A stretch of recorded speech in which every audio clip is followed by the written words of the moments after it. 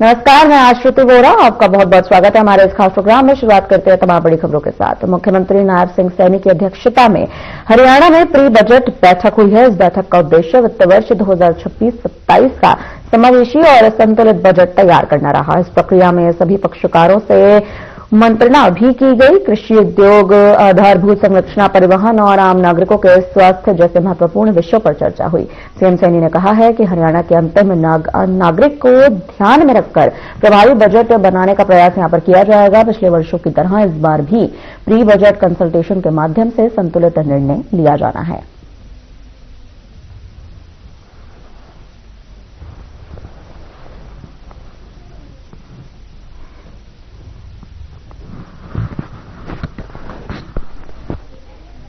CM Saini ने pre budget पर बैठक की है। आपको बता दें, कृषि, उद्योग, परिवहन, स्वास्थ्य पर अहम मंथन यहां पर किया गया है। बजट में शामिल किए जाएंगे कई अहम सुझाव। आपको बता दें कि ये बजट अहम माना जा रहा है। 2026-27 वित्त वर्ष के लिए आखिर नायब सिंह सैनी सरकार की क्या प्राथमिकताएं हैं, क्या तैयारी है, इस पर यह अहम चर्चा यहां पर हुई है।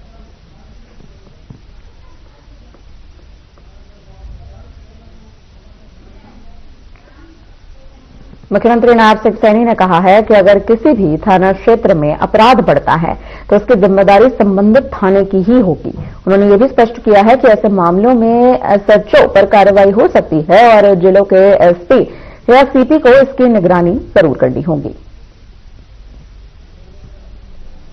मैंने आज नहीं कहा, ये पीछे भी कहा था। मैंने पीछे भी ये बात की, क्योंकि हमारा पुलिस है जो वो मजबूत है। वो किसी भी कोई गलत गतिविधियों में शामिल है, सख्ताई से उसके खिलाफ कार्रवाई करती है।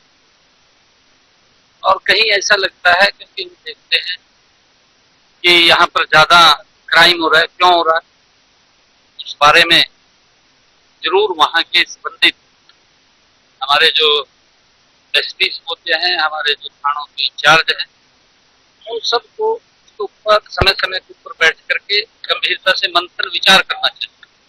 उसके रास्ते निकलते हैं, क्योंकि लोग अगर बोलते हैं कि यहाँ पर इस प्रकार का काम चल रहा है, महिलाएं बोलती हैं, तो हमारी ड्यूटी है।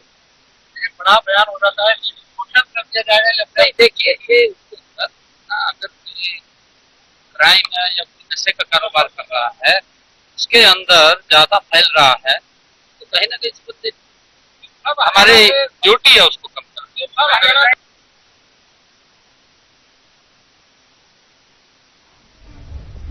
इस वक्त की बड़ी खबर आपको बता दें, फरीदाबाद से खबर आ रही है। 20 दिनों में रेप की चौथी वारदात वहां पर घट चुकी है। जी हां, आपको बता दें कि ऑटो चालक ने कॉलेज छात्रा को शिकार बनाया, अपने कमरे पर ले जाकर दुष्कर्म किया गया। महिला आयोग की चेयरपर्सन का बयान भी सामने आ चुका है। लोगों की मानसिकता खराब हो चुकी है, ये कहना है वेणु भाटिया का। लड़कियों का घर से बाहर निकलना हुआ मुश्किल। मामले में जल्द महिला आयोग लेगा संज्ञान। वक्त की बड़ी खबर आपको बता दें कि लगातार फरीदाबाद में 20 दिनों में रेप की चौथी वारदात यहां पर घटित हुई है।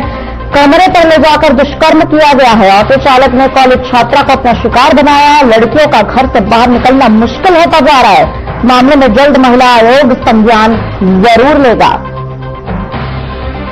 बड़ी खबर की ओर रुख कर रहे हैं, फरीदाबाद से खबर है।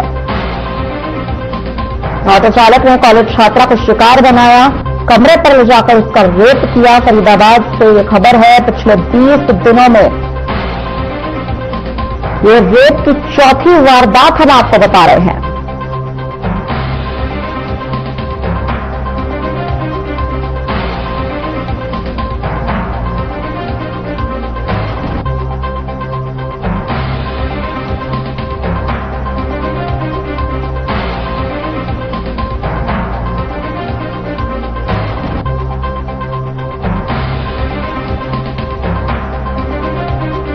आपको बता दें, फरीदाबाद से खबरें लगातार सामने आ रही हैं। हाल के समय से ही फरीदाबाद जो है सुर्खियों का हिस्सा बन चुका है, क्योंकि 20 दिनों से लगातार पिछले 20 दिनों में कई ऐसे मामले यहां पर देखने को मिले हैं।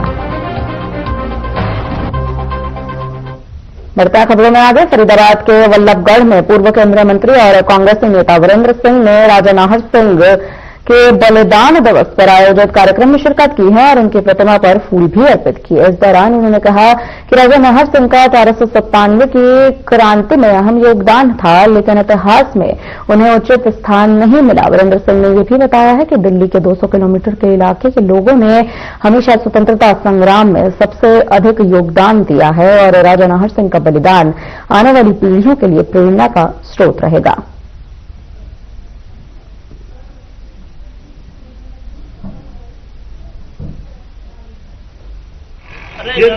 आज का कार्यक्रम तो सभी को पता है, राजा नाहर सिंह का बलिदान दिवस है और अच्छा प्रयास किया है यहाँ सोसाइटी ने।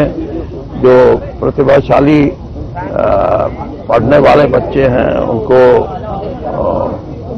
प्रोत्साहन के लिए मेडल दिए हैं और सर्टिफिकेट भी दिए हैं और इससे इस उम्र में कम से कम इतना जरूर है कि जो कुछ मिलता है, प्रोत्साहन जो मिलता है वो सारी उम्र के लिए होता है।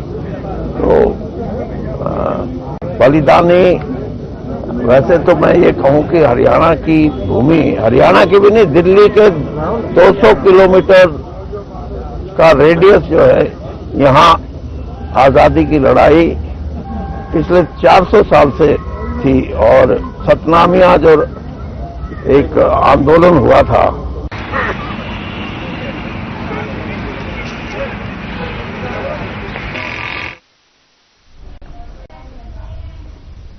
स्विफ्ट कार से स्टंटबाजी करना 3 युवकों को उस समय पर महंगा पड़ गया जब गुरुग्राम पुलिस ने तीनों को कार सहित धर दबोच लिया। दरअसल स्टंटबाजी का ये वीडियो सोशल मीडिया पर जमकर वायरल हो गया था। गुरुग्राम पुलिस के प्रवक्ता अशोक कुमार ने बताया है कि सोशल मीडिया पर वायरल वीडियो में आरोपी गुरुग्राम के थाना भटसी क्षेत्र में सिग्नेचर ग्लोबल दक्षिण कंपनी के पास एक्सप्रेस वे पर एक कार में सवार होकर खिड़कियों से बाहर निकलकर जानलेवा स्टंट करते हुए दिखाई दे रहा था, जिस पर अब गुरुग्राम पुलिस ने संज्ञान भी लिया है और संज्ञान लेते हुए तीनों आरोपियों को काबू कर लिया गया है, गिरफ्तार कर लिया गया है।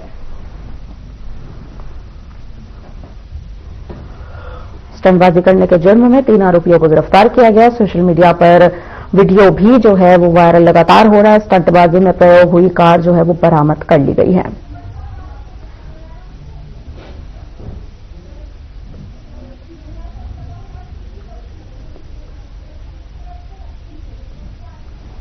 देखिए, सोशल मीडिया पर एक वीडियो प्रसारित हो रहा था जो कि गुरुग्राम पुलिस के संज्ञान में आया, जिसमें एक गाड़ी चालक अपनी गाड़ी की खिड़कियां खोल के और स्टंटबाजी करते हुए दिखाई दे रहे थे।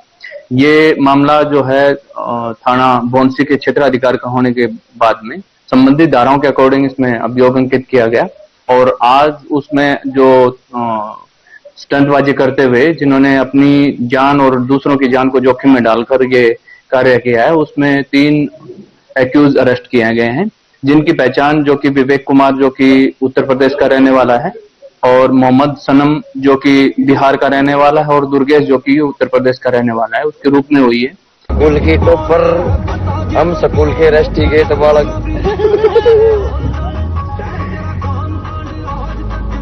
एक नंबर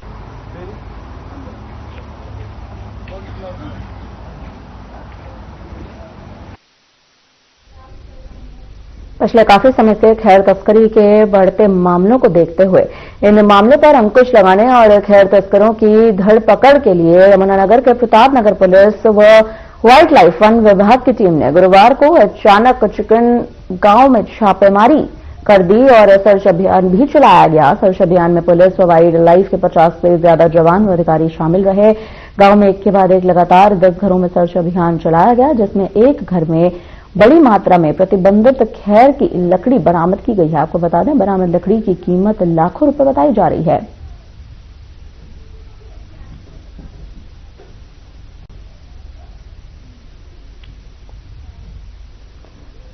लगातार खैर तस्करी। अच्छा, क्या मामला हुआ जी आज चिकन गांव में? मामला ये था जी, हमारे पास उच्च अधिकारियों के आदेश आए थे जी कि आप अपने SHO साहब भी आ रहे हैं और हम भी आ रहे हैं कि ऊपर हिमाचल अपने चिकन खोल के अंदर खैर कट के पेड़ कटे हैं और उसका सर्च अभियान चलाना है और एक घर के अंदर से हमें लगभग 60-70 के पीस लोग मिले हैं, जिसमें वजन बनता है इसका 7 से 8 कुंटल वजन बनता है लगभग, और जिसमें 7 मुंडियां जड़ से उखाड़ी हुई मिली हैं। देखिए, आपको जैसा पता है वहाँ पे जंगल में खैर चोरी के मामले अक्सर काफी बड़े हुए हैं और इसकी शिकायत ऊपर उच्च अधिकारी गणों के पास गई हुई है। उसके बारे में इसे आगे भी लगातार जारी रहेगा और इसमें वाइल्ड लाइफ और हमारे फॉरेस्ट के विभाग दोनों के साथ मिलाकर उसमें रखा गया है। उनकी जो नाकाबंदी है वो दुरुस्त कराई गई है और आगे भी उसमें लगातार कंटिन्यू हर जारी रहेगा जी। कितने घरों में सर्च अभियान किया गया है? चिकन गाँव में है जितने थे हमारे 8-10 घरों में देखा गया है। वहाँ से एक घर से जखीरा मिला भी है, उसकी पैमाइश करके उसकी नियमानुसार कार्रवाई में लाई जा रही है, केस दर्ज किया है।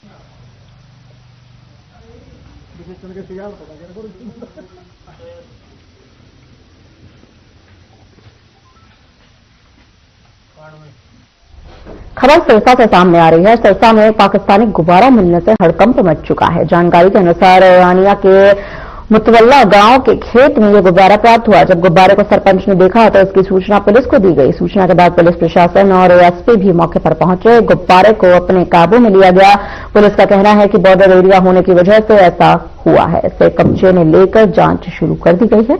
गुब्बारे का रंग केसरिया और सफेद बताया जा रहा है। इस पर एक तरफ पाक लिखा हुआ है और दूसरी तरफ पाकिस्तानी इंटरनेशनल एयरलाइंस लिखा हुआ है। पुलिस के अनुसार जो पाकिस्तान, पंजाब और राजस्थान की सीमाओं के नजदीक है, सीमावर्ती क्षेत्र होने की वजह से पहले भी इस तरह की घटनाएं सामने आती रही हैं, जिसके चलते प्रशासन हमेशा से अलर्ट रहता है। कुछ समय पहले पाकिस्तान की ओर से ड्रोन गतिविधियों में वृद्धि भी देखी गई थी, हालांकि अब उनमें कमी भी हाल ही के समय से सामने आई है।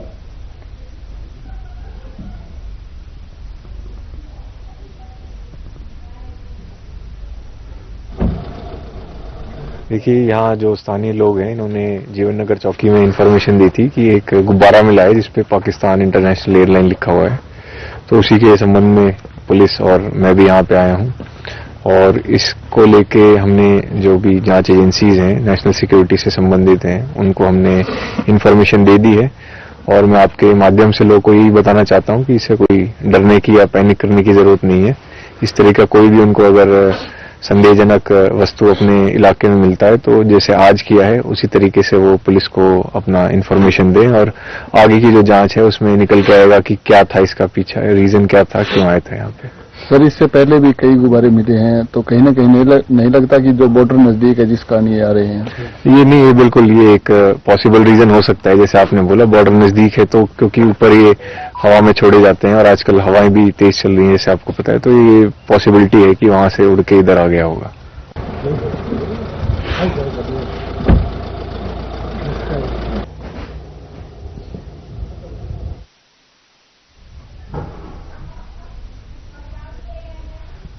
महेंद्रगढ़ पुलिस ने नियमों की अवहेलना करने पर एक ब्लैक स्कॉर्पियो को इम्पाउंड कर 32,000 रुपए का चालान किया है। यह कार्रवाई दुर्गा शक्ति टीम की इंचार्ज मीनाक्षी के नेतृत्व में गवर्नमेंट बॉयज कॉलेज के पास की गई है। आपको बता दें, गवर्नमेंट बॉयज कॉलेज के पास ये जो है ये जांच की गई। जांच में गाड़ी पर नंबर प्लेट और आवश्यक कागजात नहीं पाए गए और ब्लैक फिल्म लगी हुई थी। इसी अभियान में पुलिस ने 45 वाहनों के चालान काटे और करीब 1 लाख रुपए का जुर्माना भी लगाया गया। मीनाक्षी ने बताया कि अभियान जारी रहेगा और बेटियों की सुरक्षा पुलिस की सर्वोच्च प्राथमिकता है।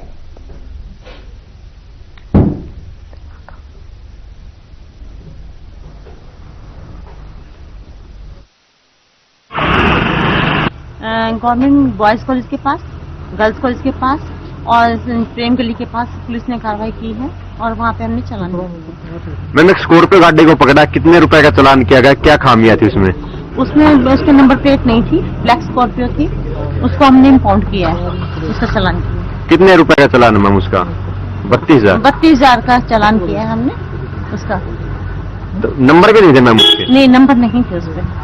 इसके अलावा मैम कितने वाहनों के लगभग चालान किए जा चुके हैं इस हफ्ते में? हमने 45 चालान किए हैं। लगभग कितनी अमाउंट होगी मैम इनकी? 1 लाख के आसपास इनकी अमाउंट है।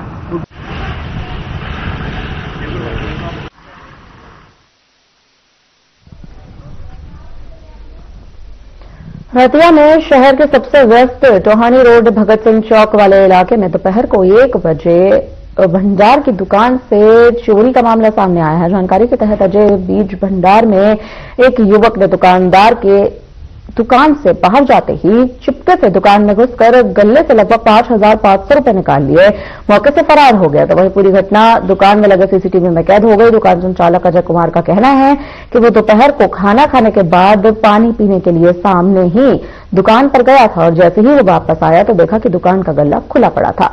गले में पड़े लगभग 5,500 रुपए गायब हैं। इसके बाद उसने दुकान में लगे सीसीटीवी को चेक किया तो पूरा घटनाक्रम सामने आया। चोरी होने की बात भी सामने आई, जिसके बाद दुकानदार ने शहर पुलिस को सूचना दी। सूचना मिलने पर पुलिस टीम मौके पर पहुंची, मामले की जांच शुरू कर दी गई है।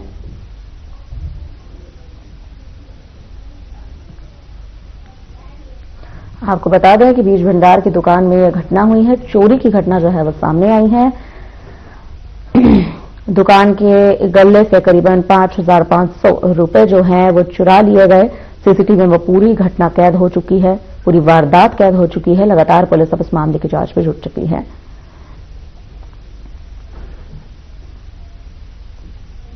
आपको बता दें रतिया से यह मामला है। सीसीटीवी में पूरी वारदात कैद की गई। बीज भंडार की दुकान में चोरी की यह वारदात है जो सामने आई है।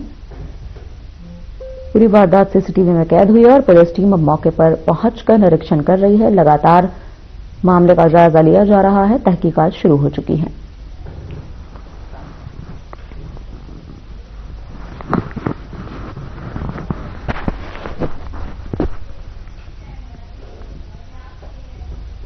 फिलहाल यहां पर रुकते हैं छोटे से ब्रेक के लिए। ब्रेक के उस पार खबरों का सिलसिला जारी रहेगा।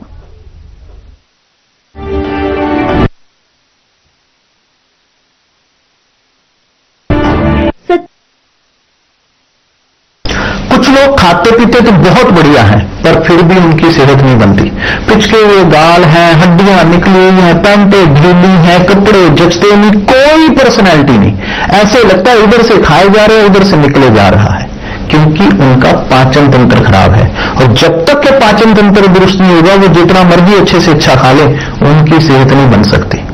इसलिए हमारी संस्था सन्यासी आयुर्वेदा ने एक ऐसी दवा का निर्माण किया है जो कि आपके लिवर को, आपके पाचन तंत्र को दुरुस्त करने का काम करती है, ताकि आप जो भी खाएं उसका पूरे का पूरा निचोड़ आपके शरीर को लगे, आपकी भूख बढ़े, खाया पिया सही से लगे, नया खून बने, हड्डियों में जान आए, वजन बढ़े और आप मोटे तगड़े खूबसूरत पर्सनालिटी के मालिक बन जाएं। सिर्फ 655 रुपए की पूरे 1 महीने की दवा होती है और आप इसे घर बैठे 01145454545 पर फोन करके दवा मंगवा सकते हैं।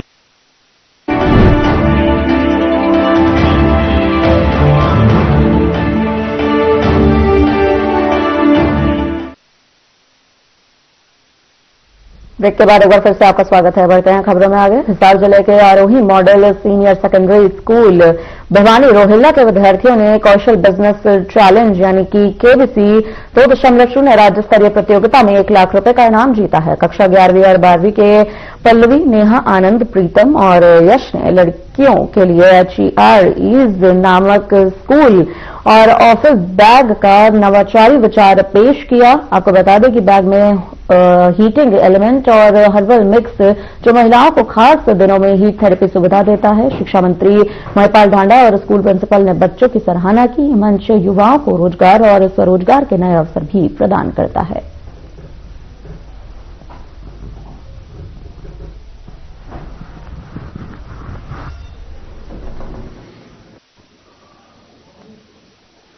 Good morning everyone. हमने देखा कि एक लड़की कितना बोझ उठाती है, एक तो स्कूल बैग का और एक हर महीने होने वाले उस दर्द का जो उसे अंदर से तोड़ देता है। क्या इसके लिए उसकी लाइफ रुक जानी चाहिए? नहीं। इसी के लिए हम अपना सोल्यूशन लेके आए हैं HEREASE, जिसके अंदर हम स्कूल बैग के साथ हीटिंग पाउच का कॉम्बो प्रोवाइड करते हैं, ताकि चाहे आप क्लासरूम में हो, कॉलेज में हो या ट्रेवल कर रहे हो, आपको हीट थेरेपी कहीं भी मिल सके। इसके अंदर हमने इलेक्ट्रॉनिक हीटिंग पाउच डाला है जिसे आप ऑन ऑफ कर सकते हैं और इसे आपको ऑन करना है। ऑन करने के बाद आप इसे इस तरीके से लगाते हैं और आपके क्रैम्प को रिलीफ मिलता है। हमारे पास इसके लिए एक आयुर्वेदिक प्रीमिक्स पाउच है जिसके अंदर आयुर्वेदिक इंग्रेडिएंट्स है, जिसे पीने के बाद आपके क्रैम्प्स को रिलीफ मिलता है। ये हमारा आइडिया है HEREASE। सर, KBC एक ऐसा मंच है, सबको KBC का नाम सुनते एकदम ऐसे लगता है कि कौन बनेगा करोड़पति, लेकिन यह है कौशल बिजनेस चैलेंजेस। एक्चुअली में अगर हम उसी चीज को देखें तो ये एक्चुअल में बच्चों को करोड़पति बनाने का एक प्लेटफॉर्म है जिसमें बच्चे अपने बिजनेस आइडिया को आगे ला सकते हैं। इसकी जो कंपटीशन है वो डिस्ट्रिक्ट लेवल, पहले ब्लॉक लेवल, फिर डिस्ट्रिक्ट लेवल और उसके बाद स्टेट लेवल पर प्रेजेंटेशन करने का था।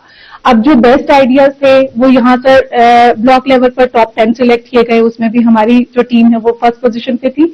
उसके बाद डिस्ट्रिक्ट लेवल में 2 राउंड हुए, उसमें भी बच्चों ने अपना बहुत अच्छे से अपने आइडिया प्रेजेंट किया। सर, इनके आइडिया में सबसे यूनिक बात यही है कि एक ऐसा एलिमेंट लेकर आए हैं कि गर्ल्स पब्लिक प्लेस पर उस एलिमेंट को यूज करके क्रैम को भी रिलीव कर सकते हैं और उसको कहीं शर्म भी फील नहीं होगी। नमस्कार जी, मेरा नाम doctor Sheetal, principal Arohi border senior secondary school Bhiwani Rohila. मैं 2013 से वहां पर एज प्रिंसिपल काम कर रही हूँ। सबसे पहले तो धन्यवाद देना चाहूंगी मैं हमारी हरियाणा सरकार का, जिन्होंने आरोही स्कूल्स को ओपन किया। नवोदय विद्यालय की तर्ज पर ये स्कूल चल रहे हैं और बहुत ही अच्छा प्रदर्शन कर रहे हैं हर क्षेत्र में, चाहे वो साइंस हो, कॉमर्स हो या आर्ट्स हो। बच्चे हमारे बहुत सारे डॉक्टर भी बने हैं, इंजीनियर भी हैं, सीए भी हैं। और अब ये जो मतलब बच्चे हैं हमारे केबीसी के मंच पर जाकर आए हैं, बहुत अच्छा है लगा। इन्होंने अपने क्षेत्र का, अपने स्कूल का नाम पूरे उसमें रोशन किया, बहुत अच्छा लगा। बहुत बहुत बधाई के पात्र हैं। पहले पूरे विद्यालय परिवार को और इन विद्यार्थियों को और इनके अभिभावकों को बधाई देना चाहूंगा कि ये राज्य स्तर पर ये इस स्तर पर पहुंचे कि आज इनको एक यदि व्यवसायिक और सपोर्ट मिले तो एक स्टार्टअप की तरफ आगे बढ़ते हुए ये बच्चे हैं और बड़ी एक अच्छी शुरुआत है। और जहां तक विभाग की हमारे एसपीडी महोदय इस बात में बहुत ही पर्सनली इस चीज को सारा अच्छे से देख रहे हैं और उनका ये मानना है कि एक जिस तरह से ग्रेजुएशन लेवल के बाद जो बच्चे इस तरह के स्टार्टअप का प्रयास करते हैं वो अभी से इस विद्यालय स्तर पर शुरू होकर और इनको थोड़ा प्रोफेशनली और सपोर्ट करके इनको एक अच्छा स्टार्टअप दिया जाए। सारा विधानसभा हलकों की कार्यकारिणी की घोषणा की गई है, जहां इस कार्यकारिणी का गठन पार्टी के राष्ट्रीय अध्यक्ष अजय सिंह चौटाला, वहीं पूर्व उप मुख्यमंत्री दुष्यंत चौटाला, प्रदेश युवा अध्यक्ष दिग्विजय सिंह चौटाला, प्रदेश अध्यक्ष ब्रज शर्मा और प्रदेश अध्यक्ष पिछड़ा वर्ग राजेश सैनी के साथ विचार विमर्श के बाद किया गया। आपको बता दें कि जिला इस दौरान अध्यक्ष जितेंद्र भारद्वाज, जिला प्रभारी कृष्ण बाजिनी और जिला प्रधान पिछड़ा वर्ग कृष्ण वर्मा ने इस कार्यकारिणी का ऐलान किया है। तो वहीं इस मौके पर जिला अध्यक्ष ने भारतीय जनता पार्टी सरकार पर खुला निशाना साधा, कहा कि प्रदेश में बेरोजगारी, कानून व्यवस्था की समस्याएं जो हैं और वहीं देखा जाए तो किसान मुआवजे की स्थिति में कोई भी सुधार नहीं हुआ है।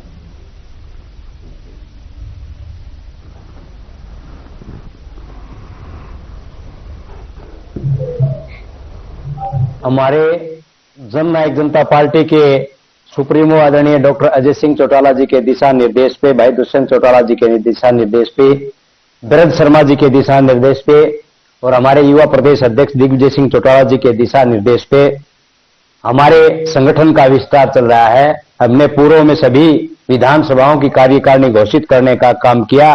इसी के अनुसार हम जिला भिवानी के अंदर एक मजबूत बैकवर्ड सेल का संगठन बनाने जा रहे हैं।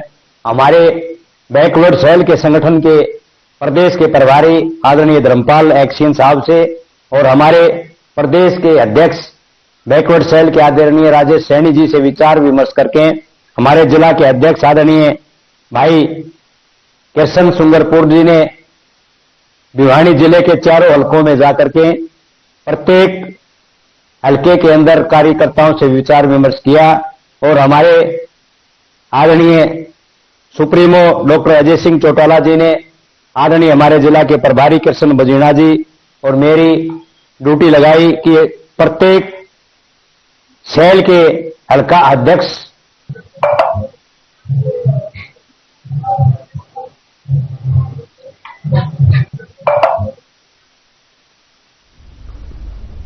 फिलहाल के लिए इस बुलेटिन में इतना ही। मुझे दीजिए इजाजत। नमस्कार।